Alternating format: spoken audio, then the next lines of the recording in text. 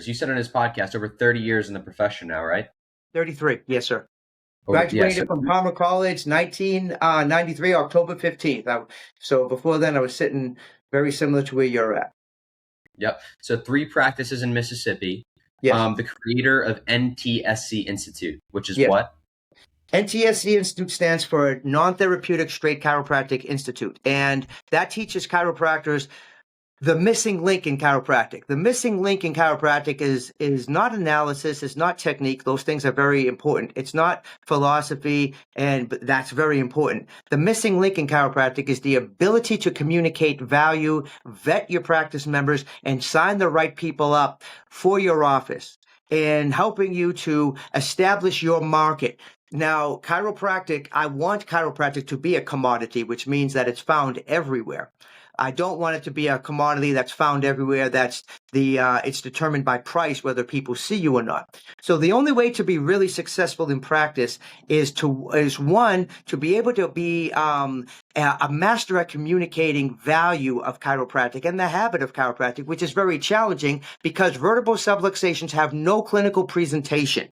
The only way we know if a vertebral subluxation exists is getting checked by a chiropractor. So we have to be able to articulate that by making an airtight logical case, smashing limiting beliefs, and creating massive emotional certainty. The Institute teaches that. Hundreds of videos, 3 to 5 minutes, that instruct you, walk you through to be able to communicate this and build a market. And what does that mean by building a market? We hear a lot, Kenneth, about brands. What is brand? Brand is what people think of and how people feel when they hear your name or the name of the profession you're associated with. That's simply what it is.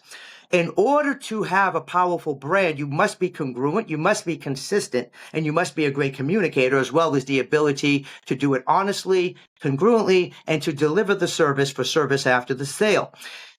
Creating the market for chiropractic comes down to this. Based on your technique and the time it takes for you to safely and effectively apply your technique to a person, you determine how many days a week you want to work and how many people you want to see during that time frame. When you determine this, now you determine how many people do you want to see and what is the fee that you wish to charge. In order to charge whatever fee you want to, you set the market by being so great at these things that you create a market that is so big for people who desire you and your service that there is no way you can physically see that many people in your lifetime. And now you determine the value, the fee, and you are very selective on the people that you bring into your office. The way that chiropractic has 2 models. The vast majority of chiropractors practice physical medicine. The vast majority of schools teach physical medicine. There is a small group of chiropractors that have disassociated to keep chiropractic separate and distinct. And I'm going to say it's the only way to reach the world. And that is the non-therapeutic model of chiropractic, which is your model. Yes, exactly. Where it's not a treatment of a symptom or a condition, we focus exclusively on the entity of vertebral subluxations that nobody else in the world has our understanding of and our abilities. Go ahead. It's nerve-oriented. It's nerve-oriented. Like, it's all about the nervous system, right? It's not about pain. It's about strictly creating the nervous system at its most functioning capability. Let's go deeper. You're so close, Kenneth. And believe me, 3rd trimester, you're light years ahead. I'm not going to say it's the nerve system because think about it. If you have an accident and you sever a nerve, that's the nerve system, but it's not a chiropractic entity. Chiropractic focuses exclusively on a vertebral subluxation. And if we look at the definition of a vertebral subluxation from Stevenson's, let's say, in Stevenson's in volume 14, 1927, says that a vertebral subluxation is the condition of a vertebra that's lost its proper juxtaposition with the one above, the one below, or both to an extent less than a luxation, which impinges nerves and interferes with the transmission of mental impulse. Absolute genius, 1927. And I challenge chiropractors to do what Reggie Gold said. Think, damn it, think. Unfortunately, chiropractors aren't thinking. And now we're in a massive shortage of chiropractors because chiropractors don't understand the power, and I said this on Bradley, of the adjustment of vertebral subluxation. The adjustment happens. The adjustment is the verb when a vertebral subluxation is present.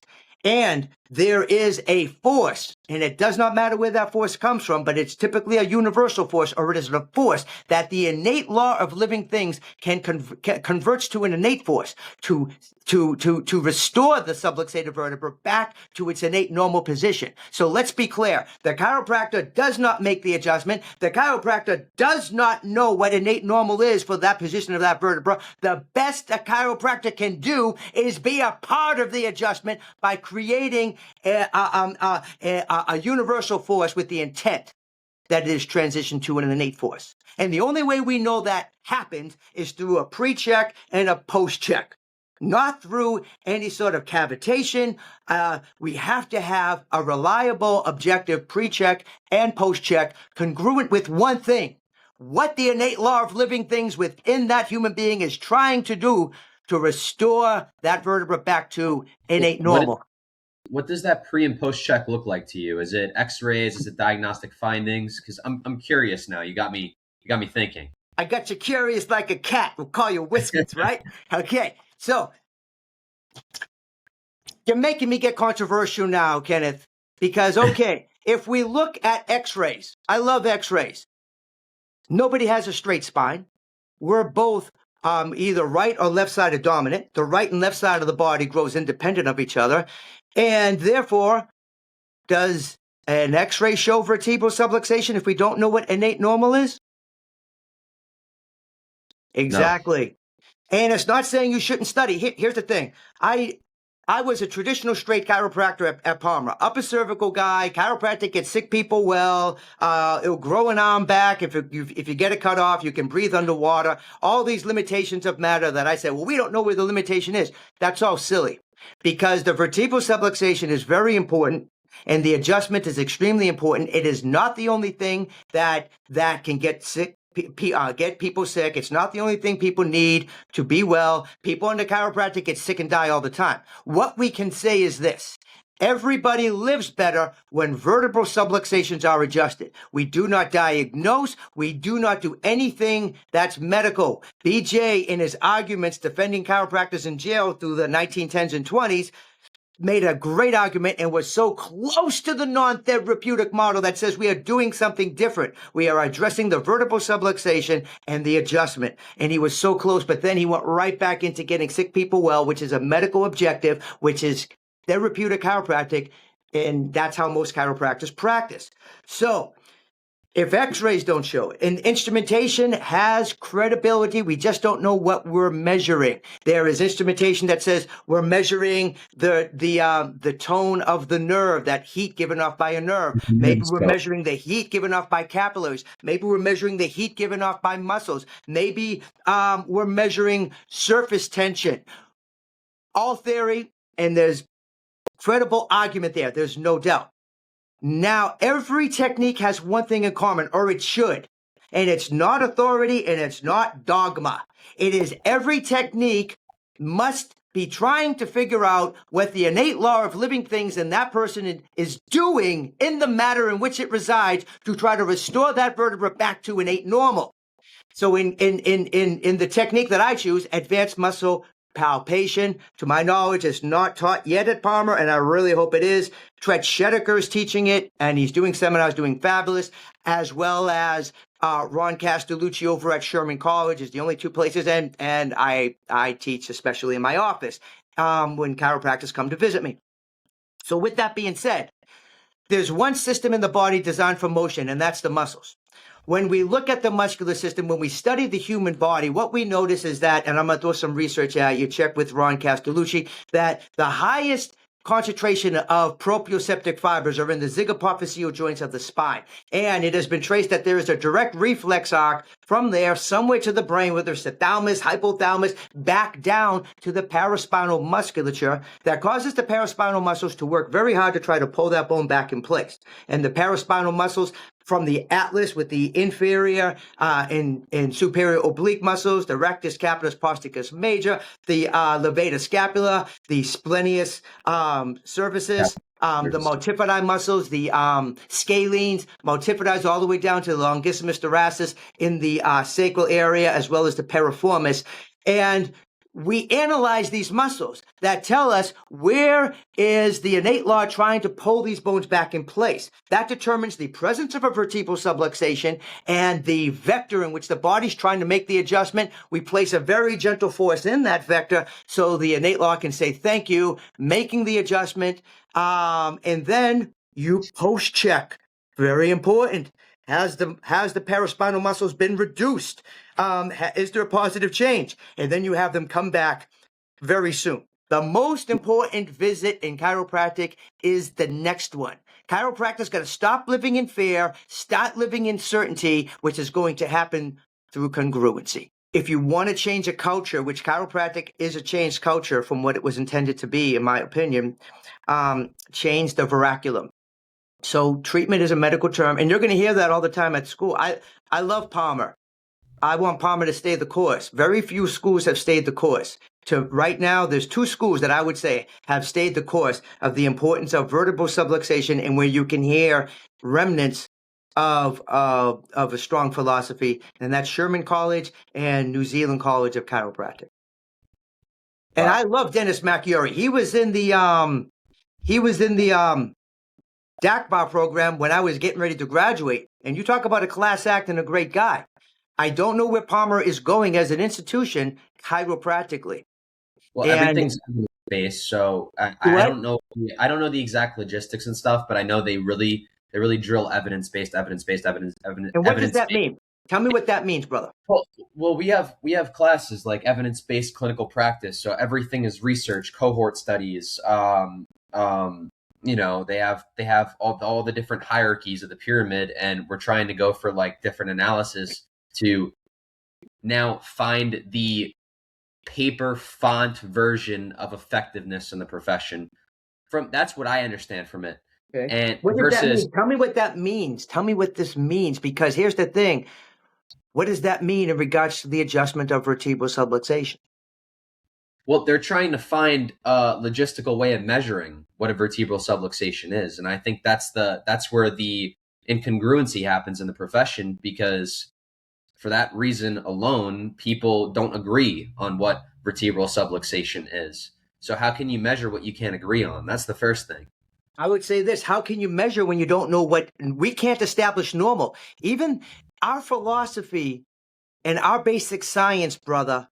Chiropractic is 3 things, as you know. It's a basic science. It's a philosophy of relentlessly asking why, and it's the applied science of the art of chiropractic in the office. And right now, you're heavy into the chiropractic science and the anatomy, and you're doing great, obviously. The problem is, and Einstein saw this problem too in his field, we're trying to establish proof of something we don't know what normal is. And our philosophy is so sound, it's getting so hard for chiropractors to ignore it. We're not going to agree on what innate normal is because we don't know what it is. Now, we have to have a logic. When we go into research, we have to have logic. And we have to understand that correlation is not causation, but it makes a stronger argument. There is not one point of the vertebral subluxation that can be measured, and there never will be. And even medicine's seeing this. If you notice, medicine that's starting to catch up is saying there's ranges of average. And even those ranges are off. Because I'm going to make this prediction. With all this technology in 10, 20 years, anesthesia will be considered a barbaric way to put people to sleep for surgery, because there'll be something better. And with that being said, in chiropractic, there are so many things about chiropractic that is still congruent with what D-Day, BJ, and Stevenson was saying and doing, but yet we're trying to abandon that. If we can focus on the vertebral subluxation, let's do research there. And BJ, and as you know, tried to establish something with the electroencephaloneuromentempograph. The problem is BJ's the only one who knew how to read it. And the safety pin cycle really isn't anatomically how the body works. You know, the Merrick system isn't how the body works. And just like you said, there is many different theories of vertebral subluxations. And those theories are supported by different research. And there's correlation, like I just gave you with the research of the proprioceptive fibers in the zygapophyseal joints. Correlation is not causation. It simply makes a better argument. And this is consistent with every profession in the world, from psychology to whatever medicine and physical therapy and chiropractic. I go and I see my physical therapist and I ask her, what's the theory behind dry needling? And she says, well, there's different theories and there's a lot of things we don't know. And I say, thank you for your honesty. There's so many things we don't know about the human body. And let me say this message to the whole world. If a chiropractor thinks they know a vertebral subluxation is correlated to any symptom or condition, and they're absolutely certain, they're wrong. You cannot correlate a vertebral subluxation to any symptom or condition. And if we look at the theories, yes, you have the theory starting way back when with the Merrick system of spinal root IVF encroachment. And then from IVF encroachment, we also have the theory of the stimulation of the anterior horn cells. And then B.J. Palmer brought in the hole-in-one, WHOLE, where everything was pressure from the upper cervical Atlantic axial area on the medulla oblongata brain stem. And then you had Descartes, the SOT, and also I love this theory of the vertebrae throughout the spine when they subluxate. You can have stretching of the dentate ligaments, which, as you know from your study of anatomy, goes from the pia mater, the arachnoid mater, the dura mater, and it attaches to the inside of the vertebrae. And when these vertebrae subluxate up and down the spine, it twists the meninges. And as you know from universal principles, that Pascal's law states when you put pressure on a confined fluid, such as the cerebrospinal fluid, that pressure is exerted everywhere that fluid is in existence, which is all around the brain and spinal cord and through the ventricles. Yeah, back to that one thing you just said about if a chiropractor says that he knows exactly where the subluxation is causing an issue with your vital organs, let's say somebody has liver failure and the chiropractor's like, oh, this is traced back to this vertebra. Why, as a chiropractor who's been practicing for 33 years, why do you know that that's a red flag? A massive red flag. Just by the theory I'm telling you, the pressure of a vertebral subluxation on the brain and spinal cord is going to affect the function of the brain and spinal cord because we change the structure, and it doesn't matter if it's one HGMM milligrams of mercury. It doesn't matter. The structure is changed. The function is changed. We can't detect that by any means right now, but it doesn't mean it's a good thing because it's always bad. When you alter the shape of the brain and spinal cord and it's not functioning good, what specifically is that going to affect, Kenneth? Can we be specific? Can you rephrase that question? If this theory has water and it's got tons of water, that a vertebrae can misalign, twisting the dentate ligaments, which is twisting the meninges around the brain and spinal cord, which is increasing the hydrostatic pressure of the cerebrospinal fluid, which there are no empty spaces, so that pressure now goes back on the brain and spinal cord. The brain and spinal cord is not going to work in the way that it was created to do so. It's not going to be able to distribute innate impulses and receive trophic impulses the way it was created to. What's that going to affect? It's going to affect everything. Everything! Can you narrow it down to one area, symptom, or condition? No, it's going to be widespread. It's always going to be widespread. Yes. And is there more than one thing that can go wrong with the body? Absolutely. And is there more than one thing that can cause that liver damage? Without a doubt. Then we can say with absolute certainty that vertebral subluxations are always bad. The adjustment is always good. Trying to trace it to an area, symptom, or condition, 1, crosses over into medicine. 2, reduces chiropractor to a therapy. 3, we are now in a realm of uncertainty that we can never substantiate. But if we can sell and serve chiropractic on the adjustment of vertebral subluxations for a fuller expression of life, and the fact that we cannot predict what physiological outcome takes nothing away from this powerful service and this powerful certainty, now we can reach 7.8 billion people, my friend. I think the thing which a lot of patients come in and struggle with, I've seen over the years, I see patients, they understand that chiropractic is beneficial, but they don't know the spot on which, like, okay, are we 4 weeks down the line? Are we 6 months up the line? When do I see results? What am I looking for? What results am I supposed to feel? What does full expression look like if they've had their subluxations addressed? So if I'm a patient coming in and you're my chiropractor, what are you telling me, and how do I know chiropractic works, not only in general but for me? Okay. This all starts with the consultation, and people need to be informed about this as well. One, I don't have patients, I have practice members. And I know, brother, I'm just throwing in the terminology that's so important. And I love second, that. thank you. Thank you. Start I'm using not looking for results. Thank you. I'm looking for results. People come in and say, look, and I tell them this, I'm telling them this in the consultation from they start. The whole nonsense about meet people where they're at is bullshit. You tell people the truth. And there will be those who love you and say yes. And you could say to me, well, how'd you get into chiropractic, Mark? Okay, I'm a young kid from Boston. I'm 13 years old, just a kid trying to make it in the big old city. And I'm bodybuilding, right? And I check out, because there's no internet, I check out a book from the library, Franco Colombo's Complete Book of Bodybuilding. And there's one sentence that changed my life. I mean, I'm Italian, Sicilian. He's Sardinian. He's Olympic weightlifter. He's a power lifter, one of the strongest men in the world. He's a bodybuilder, and he happened to be a chiropractor. One sentence changed my life. Bones in your spine can misalign and produce nerve interference, and I help your body adjust that. And I'm a 13-year-old kid. I would do that every week if I could afford it. That sounds amazing because I just got it. I can't tell you why. Somehow I figured out our habits determine our life. There's a lot of things we're not in control of, brother. But the one thing we are in control of is our habits. And habits have consequence. Good or bad, doesn't matter. It's consequence to action. It's cause and effect, as Stevenson would put it. It's cause and effect by any basic science. And if you eat crap, you're probably going to have problems. You're never going to reach your full potential. If you don't exercise, you're probably going to have problems and you're not going to reach your full potential. If you're like me and you're concerned with performance, you push your body too far, you're probably going to have problems like blown discs and torn muscles.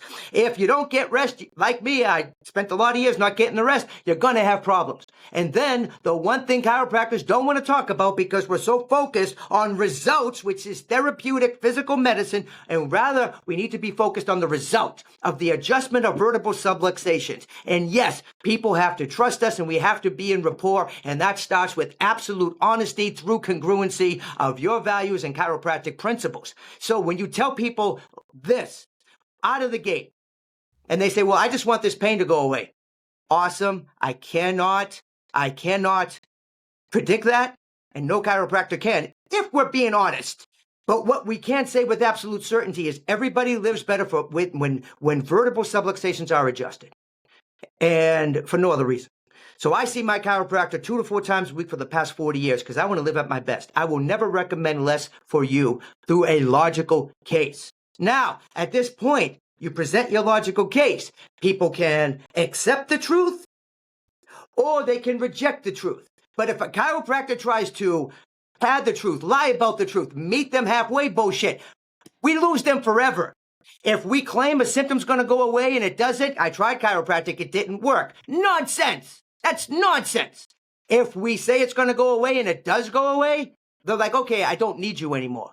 But if we can be honest and explain chiropractic on the truth, that vertebral subluxations are always bad and their adjustment is always good, just like you saw Brad Lee says, yeah, I'm ready to go and rock and roll. Look, brother, I don't want to serve everybody. I don't. I want to see 250 people who are so fanatically excited to be in my company, they can't imagine their life without me. So now I'm only 56. I've been practicing for 33 years. I say, yeah, 3 days a week, but I'm in the office 7 because I love being here.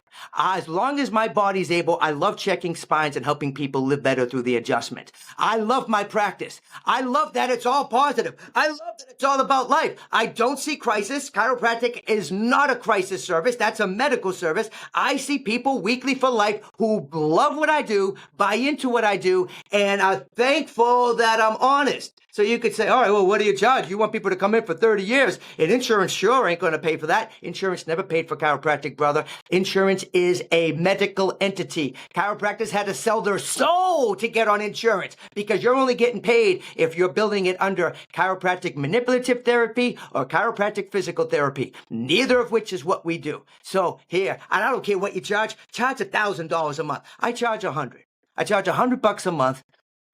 You know what? You charge $100 a month, and a young cat like you sign up 300 people. It's not a lot, but it's $30,000 a month. Now you live on some of that, and then you're investing some of that. Now your money's making money while you sleep, and this is part of what the Institute teaches. And a cat like you, 5 years into practice, your money, your passive income is making so much money that you work because you want to. You turn that $30,000 a month into $60,000 a month. That never goes away, Kenneth. Because people bought in on the truth. Now the question is, how many days a week you want to work? How many people you want to see? What's the fee you want to charge? And you have freedom and autonomy because you were so honest and damn good at what you do. 100% congruent. And if somebody's on the fence, and if I'm not sure if they're a good fit for the office, I still want to give them a chance. Look, let's just see if this is a good fit. I'm not trying anything out on you. I'm not seeing if anything goes away. I'm just concerned that I want it to be a good fit because I'm a happy guy and I want you to be happy. If you're not happy, I'm not going to be happy. Let's go 3 months for $400. Come in during these next 3 months as much as you can. Let's build momentum, and I'm going to educate you and walk you through it every single time you come in, hold your hand every step of the way.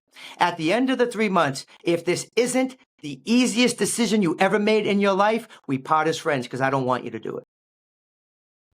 Okay. All right. Now you got me fired up. Yes. Yes. And here's the thing, brother.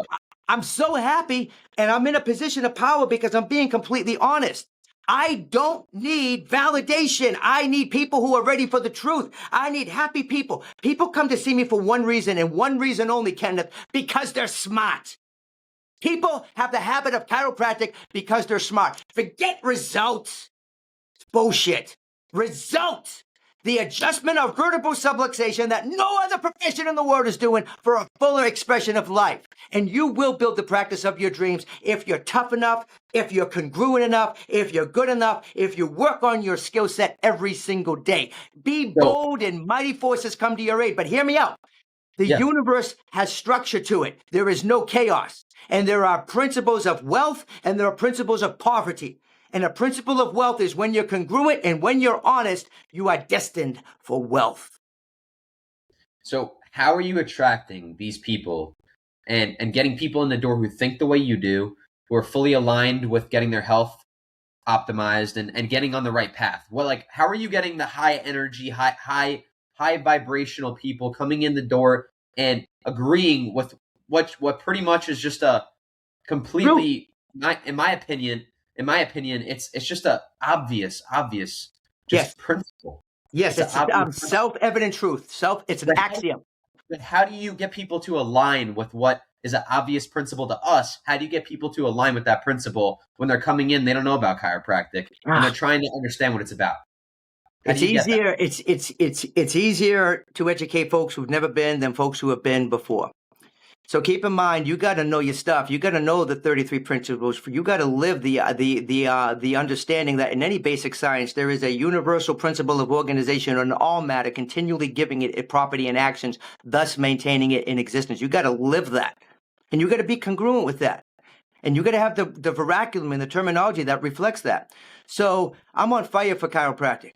7.8 billion people is my mission, getting checked. Right now, there is 103,000 chiropractors practicing in the world. If every chiropractor moved back to Estados Unidos, the United States, and practiced, then there was a chiropractor on every corner. We'd be each chiropractor would be seeing 3,300 visits a week in the 330 million people in the United States.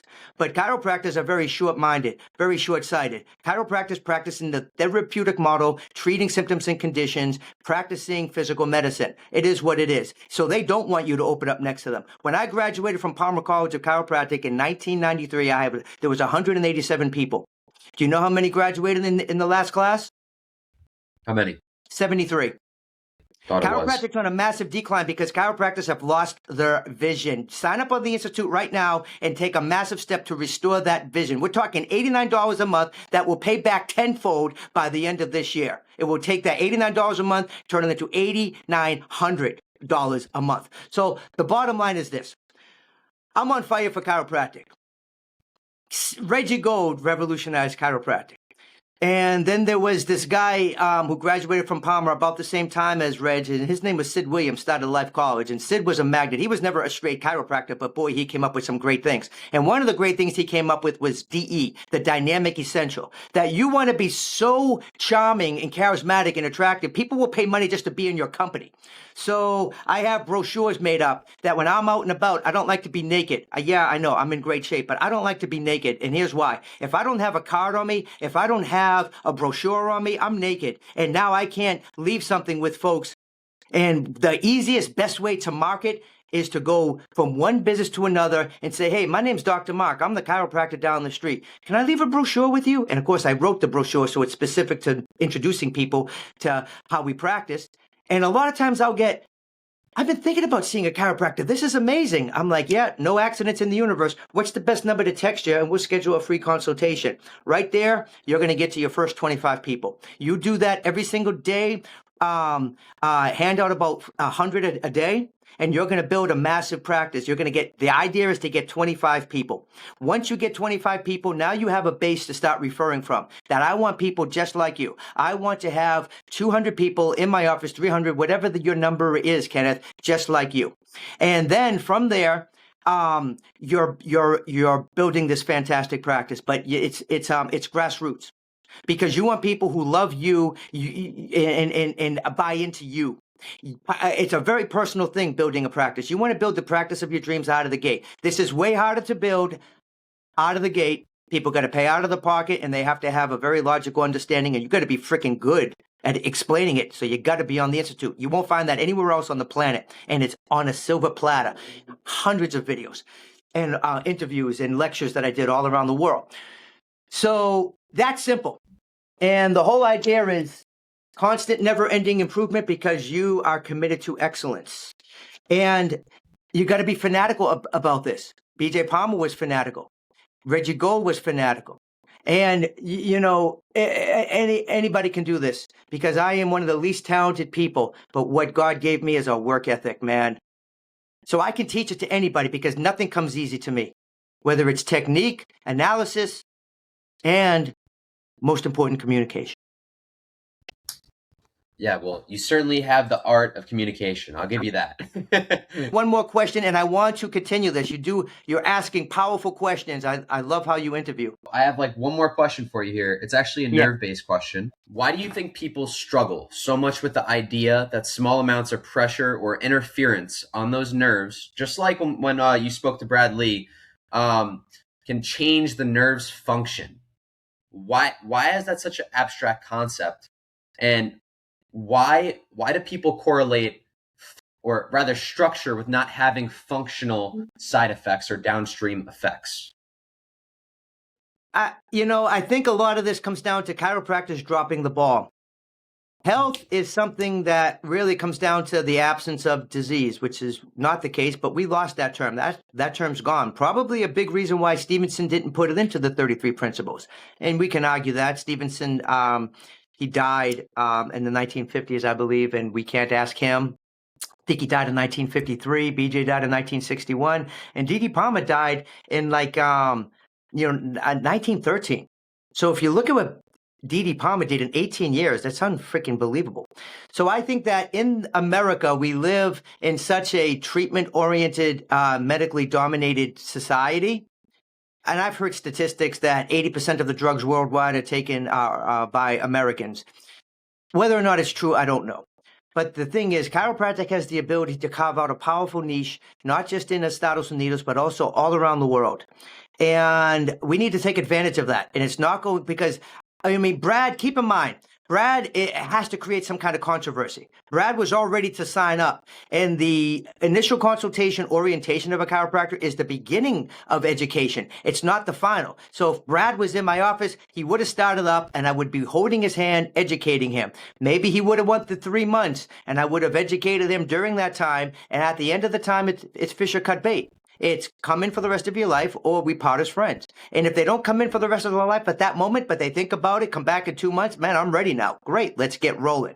The chiropractor can't bend. Too many times the chiropractor is incongruent, afraid of rejection, which I understand is the biggest fear in humanity. Yes, it's not public speaking. It's the result after public speaking, which is rejection. We have to confront that fear and overcome that fear. I'm afraid every day. I have approach anxiety all the time. I'm as human as anybody else. I have a purpose that's bigger than myself, so I can overcome that and face my fear. And we need to face and do something every day that we're afraid of, no matter how small. Take a cold plunge, say hello to somebody you don't know, smile at somebody, shake a hand, ask them if they've seen a chiropractor. Small little things. Tell somebody they look nice. You're confronting fears through your approach anxiety, which is vitally important, brother. So I think that if we continuously say the same thing, and if chiropractors can finally get congruent that a vertebral subluxation has no clinical presentation, and the only way to know if the vertebral subluxation is present is to see a chiropractor, and chiropractic is not about getting sick people well, and chiropractic is not about keeping people well, and chiropractic is not about health, that chiropractic is simply about a fuller expression of life, and how that manifests himself is different and unpredictable in every human being and very powerful and necessary. So this is all on the chiropractor. If we keep saying the same message and we have values and standards, I know standards that in order for me to help you, this is what's required for you to do so I can do what is necessary. And if chiropractors would have that type of courage, we're going to reach more of the people and we're going to fill up more chiropractic colleges and we're going to need more chiropractors because in my vision, there needs to be a chiropractor on every corner of every street from Pontotoc, Mississippi to Mongolia. Go ahead. Last thing. This is a short question just because the audience is going to love this one, especially your perspective on it. If chiropractic were to disappear tomorrow, what would the world lose that no other profession is able to replace? The world would never reach its full potential. I mean, bro, this is not a short question. My goodness. The world would never reach its full potential. And that could manifest in things like maybe the next Mozart will never reach their full potential. Maybe the next Tom Brady will never reach their full potential. Maybe that next book that you're supposed to write will never happen. But Les Brown talks about something you want to avoid. And Ed Milet talks about this too. The ghosts of what never was. That when you're laying on your deathbed, which I don't believe in a deathbed, I'm going to go out, guns blazing, baby, 105. Maybe I'll die over somebody I'm checking. Who knows? But I got to go. I don't care if I'm doing it on my knees in a walker. Yeah. Burn the ships. Put them on fire. Yes, brother. Yes. So the logic dictates that humans will never reach their full potential, and in so many ways, what we would call BJ's utopia, empty the prisons, fill up the churches, people living on a higher level of existence. We just don't know what that is. We don't understand human potential. We just discovered that there's a sub-genetic particle called the genome in 2010. We just discovered genetics in 1950. But why are we so ashamed to talk about vertebral subluxations? The bottom line is humanity as a whole will live in spite of vertebral subluxations and will never reach their full potential, never experience total greatness, and I don't want to live with that regret. I've got enough regrets I'm living with. I don't want to live with that one. As BJ Palmer said, I will sell chiropractic, serve chiropractic, and save chiropractic if it takes me 20 lifetimes to do it. I will practice chiropractic above the law, below the law, within the law, without the law, so people can have the adjustment of vertebral subluxation and live to that miracle of a fuller expression of life, however that is for that person. Thank you so much for coming on. Thank you for the passion, for the energy. I've got exams this week. You just lit a fire. Awesome. Right? Awesome. Sometimes brother. you need that pickup. So yes. I really appreciate it. I know the audience is going to appreciate it. And I hope this and the podcast you recently did with Brad Lee and everything else you got going in the future, I hope it blows up and I hope you reach the world. and the masses. And I wish you nothing but the best. And I hope to stay in contact too. I'm going to give you my cell phone number. Yes. Give me your cell phone number and let's revisit this with more questions from your audience. I'm excited. We can do this whenever you're ready, brother. You did a great job. Thank you.